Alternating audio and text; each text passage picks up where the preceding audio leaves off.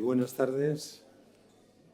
Vamos a empezar con esta segunda reunión del ciclo de Melque en el Museo Arqueológico Nacional.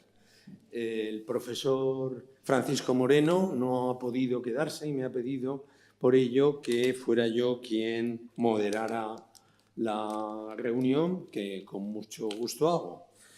Recuerdo a los conferenciantes que no se deben de pasar de media hora, y empiezo con Fernando Arce. Fernando Arce es historiador del arte, arqueólogo e historiador. Es técnico superior de investigación del Consejo Superior de Investigaciones Científicas y responsable en el momento actual del Archivo Histórico de la Biblioteca del Centro de Ciencias Humanas y Sociales. En su momento fue responsable del Gabinete de Fotogrametría del Departamento de Arqueología. Su tesis, desde un principio, su tema de investigación, trata sobre la gestión de la arquitectura cristiana en la sociedad musulmana. Así, diferencia y explica las respuestas dadas a la arquitectura religiosa por los grupos cristianos según sus distintas situaciones y no diferenciándolos simplemente porque son cristianos. Sus distintas situaciones sociopolíticas en que se encontraban. De esto creo que nos dará un ejemplo. Así que tienes la palabra, Fer. Hola, buenas tardes. Gracias en primer lugar al anfitrión, al Museo Arqueológico Nacional, por abrir sus puertas a este curso. Y gracias naturalmente a los organizadores del curso, Luis Caballero y Francisco Moreno, y en especial a Luis Caballero, porque yo creo que prácticamente todas las personas que vamos a pasar por esta mesa en las próximas semanas hemos disfrutado y disfrutamos de su magisterio y amistad. Pues bien, según me comunicaron los organizadores, la idea o el hilo conductor que ellos buscaban en las intervenciones era abordar Melque como constante y recurrente provocador de cambios interpretativos, comprensivos, a lo largo de estos 50 años de investigación. En mi caso personal, estos cambios tienen que ver con el campo de estudio referido a los cristianos que vivieron a lo largo de los siglos en Al-Ándalus, los que conocemos comúnmente como mozárabes, aunque este término es realmente inapropiado desde un punto de vista histórico. No obstante, yo por convencionalismo seguiré hablando o utilizando este término mozárabe, por lo menos el día de hoy. Cómo no, tenemos que remontarnos a don Manuel Gómez Moreno, quien, como ya saben, explicaron la semana pasada, no fue el primero que se acercó a Melque, pero fue sin duda quien fijó historiográficamente para el futuro el estudio y el conocimiento de esta iglesia, ya que su estudio rebasa de largo a los del conde de Cedillo y Vicente Lampérez. Pues bien, el estudio de Melque lo incluye en su libro Iglesias mozárabes, de 1919, que sin duda, bueno, yo considero que tal vez sea su obra más trascendente desde un punto de vista historiográfico, la más perdurable. Pueden pensar que proclamar el mozarabismo de Melque en aquel momento pues, podía ser algo normal. Pues no era tan normal, ya que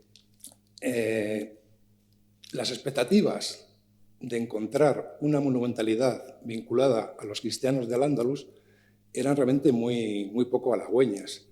Desde la publicación del libro de Francisco Javier Simonet, Historia de los mozárabes de España, un libro que, por cierto, el propio Gómez Moreno fue el que lo preparó para que saliera, para que entrara en la imprenta tras la muerte de Simonet a finales del siglo XIX.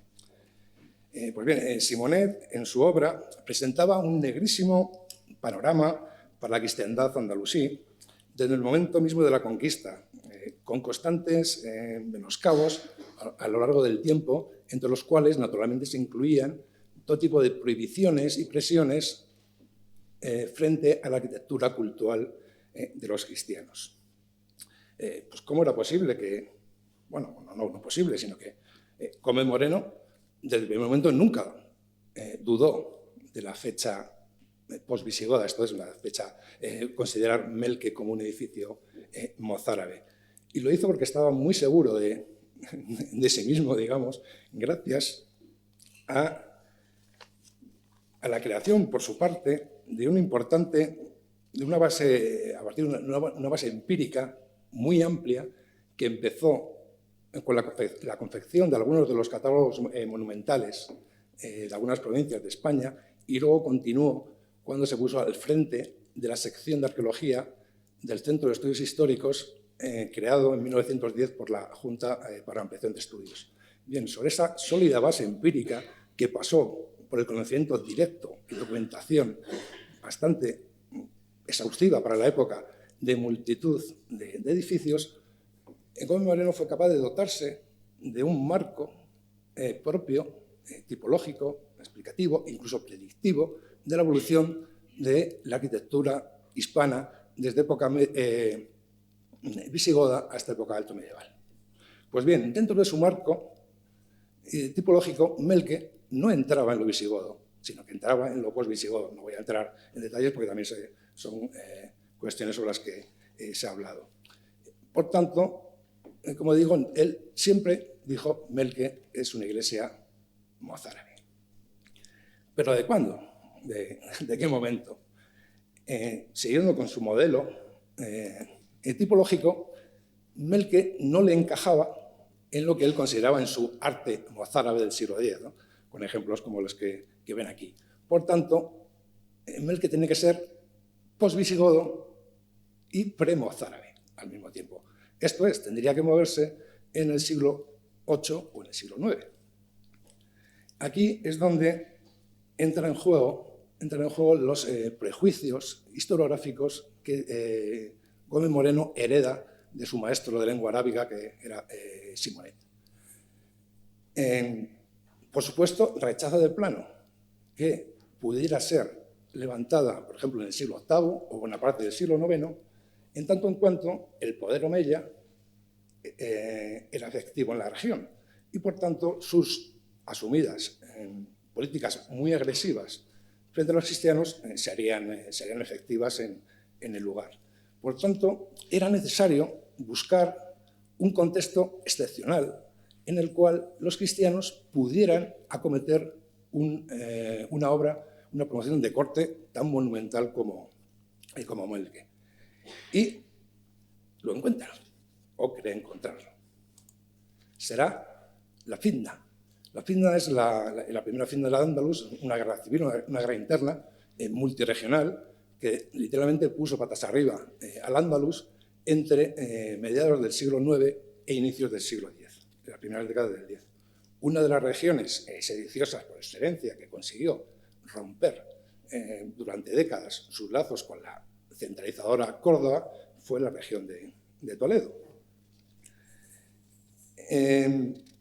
Gómez Moreno, tomando de referencia la rebelión de Omar ibn Hafsun en la Serranía de Málaga, en la cual, a través de las crónicas califales, sabemos que había un componente cristiano implicado en esta sedición, en esta rebelión, piensa que los mozárabes de Toledo, cuando llegó el momento, también se unieron a las fuerzas disidentes, que no eran cristianas, eran musulmanas, eran muladíes, esto es, descendientes de la población hispana local que habían ido islamizando. Por tanto, Gómez Moreno pensaba que los mozárabes de Toledo también se unen a esos esfuerzos autonomistas de los muladíes, que eran musulmanes, pero al fin y al cabo eran hermanos de raza, ¿no? Porque provenían del tronco de la cepa hispana ibérica. De esa forma, en ese contexto, los cristianos ganarían una cuota de libertad que les permitiría emprender una acción tan llamativa o tan sorprendente como Melque. Reafirma Gómez Moreno esa idea de una arquitectura disidente cristiana cuando explora y estudia, junto a Cayetano Mergelina, el entorno de Mesa de Villaverde, donde se supone, y muy seguramente, estuvo Bobastro. Esto es la capital rebelde de Ibn Omar Jasún. Ahí es donde exploran y documentan la famosa iglesia semirrupestre, que incluso llegan a vincular con la figura de Omar. De tal forma que a lo largo de la historiografía, o la historiografía posterior, quedará fuertemente fijada la idea de identificación de arquitectura cristiana andalusí y contextos de excepcionalidad. Sí, perdón. Viajemos ahora en el tiempo hacia el presente hasta principios de los 90 del siglo pasado. En ese momento yo estaba dando los primeros pasos, ¿no?, para realizar, o la idea de realizar una tesis doctoral sobre la arquitectura cristiana en Al-Ándalus. La verdad que no había mucho que rascar en aquel momento desde el punto de vista material, y de hecho, lo poco que había se había ido de las manos. Me refiero a Mielke, ¿no? Mielke, por esas fechas, estamos hablando del principio de los 90, del siglo XX, y ya desde hacía algunos años, había dejado de ser la iglesia mozárabe de Gómez Moreno y había pasado a ser una iglesia visigoda. Bueno, el principal culpable está aquí sentado en esta mesa, y como él mismo confesó la semana pasada, tampoco voy a entrar en detalle porque ya dio sus argumentos, a raíz de los trabajos que realiza en Merck en los años 70, propone una reformulación cronológica del lugar que es aceptada casi de forma unánime por la comunidad investigadora y queda muy rápidamente fijada en la historiografía. Por tanto, llevamos ya más de una década con un Mielke visigodo y no mozárabe. Así que se me había ido lo poco que tenía. El caso es que justamente por esas fechas conozco personalmente a Luis Caballero y tengo la fortuna que me ofrece poder participar en proyectos de investigación que él lidera desde el Centro de Estudios Históricos, el CSIC, cuando estaba todavía en Duque de Medinaceli. Y el primer proyecto en el que participo tiene que ver precisamente con Mielke, ¿no? Bingo, ¿no? Es lo que llaman la suerte del principiante. Porque en ese momento, estamos hablando del año 93-94, Luis Caballero vuelve a Mielke 20 años después. Y vuelve 20 años después con una mochila metodológica y unas preguntas renovadas, en el contexto de una discusión, una incipiente discusión historiográfica que está poniendo en duda los modelos explicativos tradicionales. Tanto el visigotista, que digamos que era el que tenía más cuota, ¿no?, tanto en la academia como en la investigación, como el tradicional mozarabista. A raíz de un crecimiento exponencial de la información arqueológica, por circunstancias que se dieron, circunstancias políticas, económicas, sociales, etcétera, que permitió multiplicar las excavaciones arqueológicas en muchísimos lugares de la península española. Bien, pues en esa discusión uno de los puntos calientes, como no, pues eran las cronologías. Había y seguirá habiendo una discusión en torno a una serie de edificios sobre los cuales existen posturas enfrentadas en cuanto a su datación. Bien pre-711, bien post-711. Mielke era uno de esos edificios. Bien, como ya saben, tampoco le voy a insistir, tras su segundo paso por Mielke, Luis Caballero encuentra ve que no hay argumentos en contra, ningún argumento en contra, para defender una cronología post-visigoda en Mielke. Aparte de ofrecer los propios argumentos, digamos, positivos que afianzarían pues, su propuesta. Por tanto, Mielke vuelve a ser resignificada o reasignada cronológicamente, en este caso, más allá de 711, Pero ya no es el Melque de Gómez Moreno, un Melque del siglo IX avanzado o primeras décadas del siglo X, sino que sería un Melque del siglo VIII. Pues esta circunstancia, recuerdo que no había pasado los correspondientes, esta circunstancia tiene enormes repercusiones para el campo de estudio en el cual yo me movía, el de los cristianos de Al-Ándalus. ¿Por qué? Porque si Melque es una promoción, puede ser una promoción cristiana en pleno siglo IX, ya no estamos moviéndonos en un contexto conflictivo, esto es, de rotura de un statu quo que impide a los cristianos hacer ese tipo de acciones, sino que estaríamos en un contexto, digamos, de paz, un contexto normalizado. Sería lo que yo llamo en el título de la ponencia un territorio dhimmi. Aquí les pongo, por ejemplo, unos elementos básicos de lo que es la dhimma y los dhimmi. Los dhimmi, lógicamente, son los que componen la dhimma, que, como ven, pues tiene una base religiosa. Es un convenio en virtud de la cual los no musulmanes residentes se enterarán de conquista mediante un pacto, llegan a un acuerdo por el cual son respetados sus bienes, propiedades y libertad personal, libertad de culto, a cambio de una serie de contraprestaciones de carácter, como digo, pongo ahí, políticos sociales y fiscales.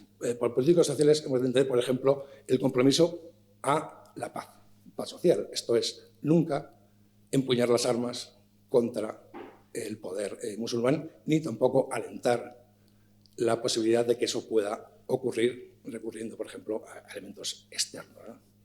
Y en cuanto a las obligaciones fiscales, pues el impuesto llamado jizya, que es un impuesto especial que se aplicaba a las comunidades dhimmíes protegidas por parte, como que es muy importante el último párrafo, porque la dhimma, aunque tenga un origen religioso, está ahí presente en el Corán y la vida de Mahoma, es aplicado por el poder político, porque es él el que se encarga de velar por los términos de la dhimma y también de proteger a los dhimmíes, porque los dhimmíes son protegidos. ¿De quién los protege? Se protegen de otros musulmanes, de musulmanes que podrían atacar a los cristianos por hechos de cristianos. El poder tiene el deber de protegerlos contra esos posibles ataques. Pues bien, de esta forma, con un Melque que podía moverse en esas coordenadas históricas, pues se abren, tenemos un hilo, ¿no?, del que tirar. Y es un hilo que cuando empiezas a tirar, pues empiezas a encontrar cosas, bueno, no las encuentro yo, que estaba, por supuesto, ahí, el caso de Santa Lucía del Trampal, que ya estudió Caballero en su momento. Quiero decir que deja de ser un lugar excepcional y único y empieza a tener conexiones con otros lugares con los que guardan pues unos parecidos importantes. Hablamos de enclaves de ciertas características que son esas implantaciones residenciales y productivas, con la presencia de edificios de culto pues, monumentalizados, con los que Melque comparte elementos técnico-constructivos, decorativos, cerámicos. Está Santa Lucía del Trampal, como os pongo, San Pedro de la Mata, mucho más cerca de Melque. Entonces, empezamos a ver que hay más elementos que pueden moverse en unas coordenadas históricas semejantes, en tanto en cuanto los productos materiales son semejantes. Pero es que pues no solamente nos quedamos ahí, o me quedé ahí, ¿no?, sino que en el transcurso de estas últimas décadas, como les decía, un importante incremento de la actividad arqueológica en España, pues empiezan a descubrirse pues, muchas cosas, entre otras ciertas arquitecturas cristianas con las cuales se pone sobre la mesa la discusión, esta que estaba hablando anteriormente, sobre las cronologías, si es pre o es post 711, en el caso de Playa Nadal, aunque se trata de un edificio de carácter civil, o la cárcel de San Vicente en Valencia, pero tampoco la cosa se queda aquí en cuanto a la arquitectura cristiana, ¿no? Empiezo a ver muchas más cosas, ¿no?, que son las iglesias de época precristiana que gracias a esta labor arqueológica, bueno, que viene de más antiguo, ¿no?, pero en los últimos tiempos redoblada, que nos demuestra que hay muchas iglesias de origen de seguro y total, sin ninguna duda cronológica, de su origen preislámico, que continúan funcionando más allá de la conquista. Les pongo a que tienen varias, algunas más hay más. Por cierto, si se fijan, los parecidos entre estas iglesias, digamos, de tipo paleocristiano, ¿no?, para llamarlo así de una manera más coloquial, tienen muy poco que ver con la arquitectura que hemos visto antes, de Melke, etcétera, ni lo técnico constructivo, lo decorativo y demás. Y además estas iglesias heredadas, digamos, que siguen funcionando más allá del 711, pues no son fósiles, sino que también la arqueología nos permite detectar una actividad a lo largo de su desempeño como espacios litúrgicos cristianos. Está el caso de la iglesia del Gatillo, una iglesia de Sita, rural, de fundación del siglo VI, que en su fase tercera, que ya sería del siglo VIII, pues ahí recuadrado en rojo vemos que se pone una serie de acciones que no son pequeñas ni importantes desde un punto de vista espaciofuncional, como es se añade un nuevo santuario, su juego de canceles, su altar con 5 pies, otro juego de canceles en la iglesia antigua, se añade un baptisterio en la habitación sur. Esto es que también estos edificios tienen su vida. De tal forma que llegados a este punto, pues digamos que mi tesis pues voló por los aires, ¿no?, o mi cabeza voló por los aires respecto al punto de partida. Bueno, un punto de partida que, digamos, no había, o la materialidad de lo cristiano no existía o no había sido, digamos, buscada de alguna manera.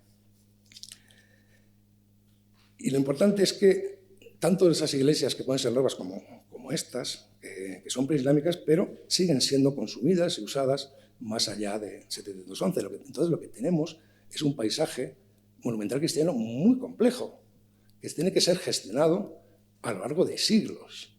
No estamos hablando de situaciones episódicas, ¿no?, sino un auténtico mosaico de situaciones a lo largo del tiempo y del espacio.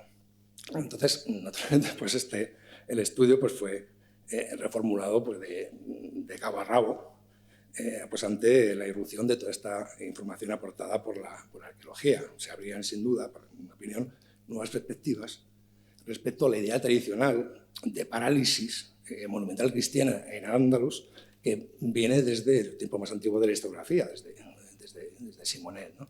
Lo que se va descubriendo es eso, ¿no? Es un parque inmueble cristiano que tiene que ser y es gestionado, ¿no?, en el tiempo y en el espacio.